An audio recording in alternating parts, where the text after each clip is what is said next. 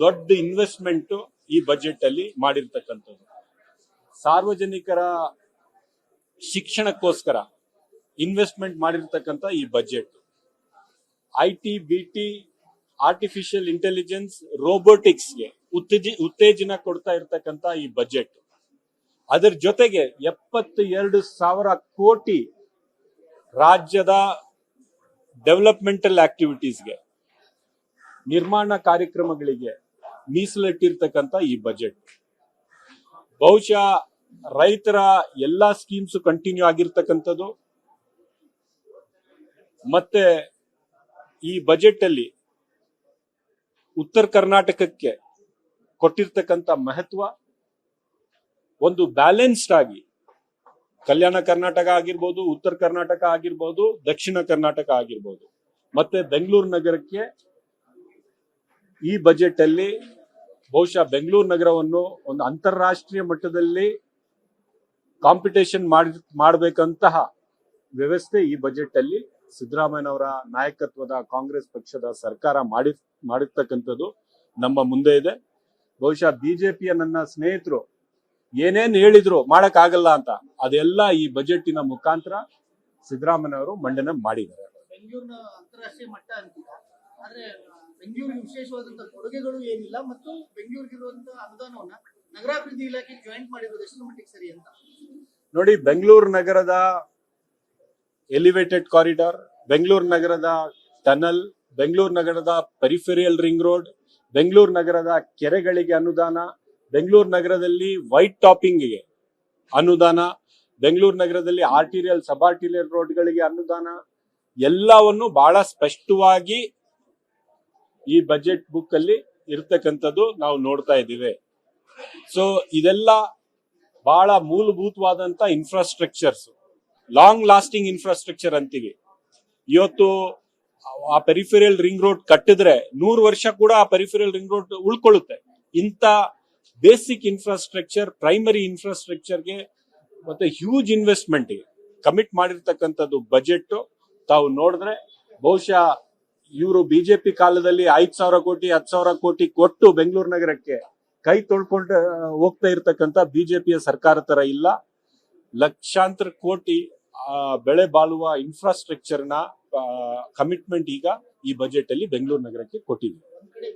ನಮ್ಮ ಬಜೆಟ್, ನಮ್ಮ existing norms ಏನಿದೆ ವೈಲೇಟ್ ಮಾಡಿ ಸಾಲ ತಕೊಂಡು ತೀರಿಸದೆ ಆಗದೆ ಇರತಕ್ಕಂತ ಪರಿಸ್ಥಿತಿಯಲ್ಲಿ ಇಲ್ಲ. ನಮ್ಮ ತೀರಿಸುವ ಮಿತಿಯಲ್ಲೇ ತಗೊಂಡಿರ್ತಕ್ಕಂಥದ್ದು ತಾವು ನೋಡಬಹುದು. ಎಷ್ಟು ಕೆಪಾಸಿಟಿ ನಮ್ಗೆ ತೀರ್ಸಕ್ಕಿದೆ ಅಷ್ಟು ಮಾತ್ರ ಸಾಲ ಪಡ್ಕೊಂಡಿರ್ತಕ್ಕಂಥದ್ದು. ನರೇಂದ್ರ ಮೋದಿ ಸರ್ಕಾರ ತರ ಬೇಕಾಬಿಟ್ಟಿ ಸಾಲ ತಕೊಂಡು ಕಟ್ಟದೆ ಆಗಿರ್ತಕ್ಕಂಥ ಪರಿಸ್ಥಿತಿಯಲ್ಲಿ ಕರ್ನಾಟಕ ರಾಜ್ಯ ಇಲ್ಲ.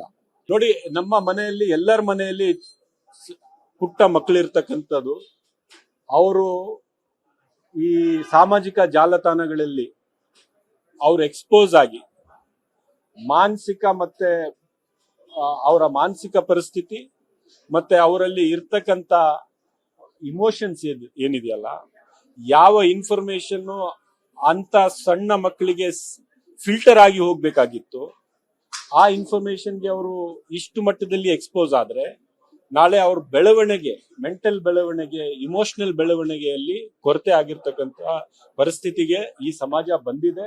ಈ ಚರ್ಚೆಗಳು ಸಮಾಜದಲ್ಲಿ ನಡೀತಾ ಇದ್ದಾವೆ. ಸರ್ಕಾರದ ಉದ್ದೇಶ ಚಿಕ್ಕ ಮಕ್ಕಳನ್ನು ಸೋಷಿಯಲ್ ಮೀಡಿಯಾ ಎಕ್ಸ್ಪೋಜರ್ ಇಂದ ನಾವು ದೂರಾಗಿ ಇಡಬೇಕು ಅಂತ. ಯಾವ ರೀತಿ ಈ ಸಮಾಜದ ತಳಹಂತದಲ್ಲಿ ಇರ್ತಕ್ಕಂಥ ನಮ್ಮ ಸಮುದಾಯಗಳು ಎಲ್ಲರೂ ಕೂಡ ಈ ಬಜೆಟ್ ಇಂದ ನಾವು ಸಂತುಷ್ಟ ಆಗಿದ್ದೇವೆ. ದೊಡ್ಡ ಇನ್ವೆಸ್ಟ್ಮೆಂಟ್ ಈ ಬಜೆಟ್ ಅಲ್ಲಿ ಮಾಡಿರ್ತಕ್ಕಂಥದ್ದು.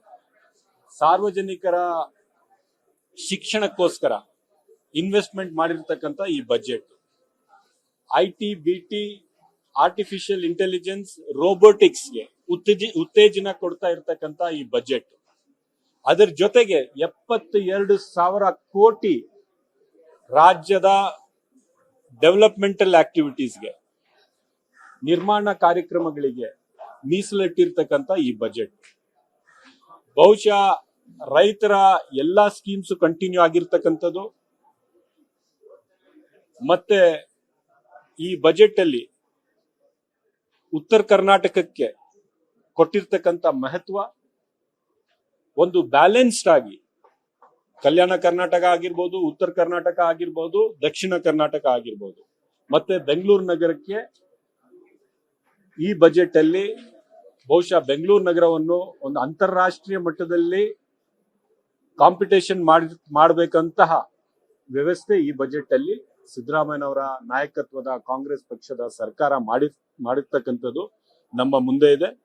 ಬಹುಶಃ ಬಿಜೆಪಿಯ ನನ್ನ ಸ್ನೇಹಿತರು ಏನೇನ್ ಹೇಳಿದ್ರು ಮಾಡಕ್ ಆಗಲ್ಲ ಅಂತ, ಅದೆಲ್ಲ ಈ ಬಜೆಟಿನ ಮುಖಾಂತರ ಸಿದ್ದರಾಮಯ್ಯನವರು ಮಂಡನೆ ಮಾಡಿದ್ದಾರೆ. ಬೆಂಗಳೂರಿನ ಅಂತಾರಾಷ್ಟ್ರೀಯ ಮಟ್ಟ ಅಂತೀಗ, ಆದ್ರೆ ಬೆಂಗಳೂರಿಗೆ ವಿಶೇಷವಾದಂತಹ ಕೊಡುಗೆಗಳು ಏನಿಲ್ಲ ಮತ್ತು ಬೆಂಗಳೂರಿಗಿರುವಂತಹ ಅನುದಾನವನ್ನ ನಗರಾಭಿವೃದ್ಧಿ ಇಲಾಖೆ ಜಾಯಿಂಟ್ ಮಾಡಿರೋದು ಎಷ್ಟರ ಮಟ್ಟಿಗೆ ಸರಿ ಅಂತ ನೋಡಿ. ಬೆಂಗಳೂರು ನಗರದ ಎಲಿವೇಟೆಡ್ ಕಾರಿಡಾರ್, ಬೆಂಗಳೂರು ನಗರದ ಟನಲ್, ಬೆಂಗಳೂರು ನಗರದ ಪೆರಿಫೆರಿಯಲ್ ರಿಂಗ್ ರೋಡ್, ಬೆಂಗಳೂರು ನಗರದ ಕೆರೆಗಳಿಗೆ ಅನುದಾನ, ಬೆಂಗಳೂರು ನಗರದಲ್ಲಿ ವೈಟ್ ಟಾಪಿಂಗ್ಗೆ ಅನುದಾನ, ಬೆಂಗಳೂರು ನಗರದಲ್ಲಿ ಆರ್ಟಿರಿಯಲ್ ಸಬ್ ಆರ್ಟಿರಿಯಲ್ ರೋಡ್ಗಳಿಗೆ ಅನುದಾನ, ಎಲ್ಲವನ್ನು ಬಹಳ ಸ್ಪಷ್ಟವಾಗಿ ಈ ಬಜೆಟ್ ಬುಕ್ ಅಲ್ಲಿ ಇರ್ತಕ್ಕಂಥದ್ದು ನಾವು ನೋಡ್ತಾ ಇದ್ದೀವಿ.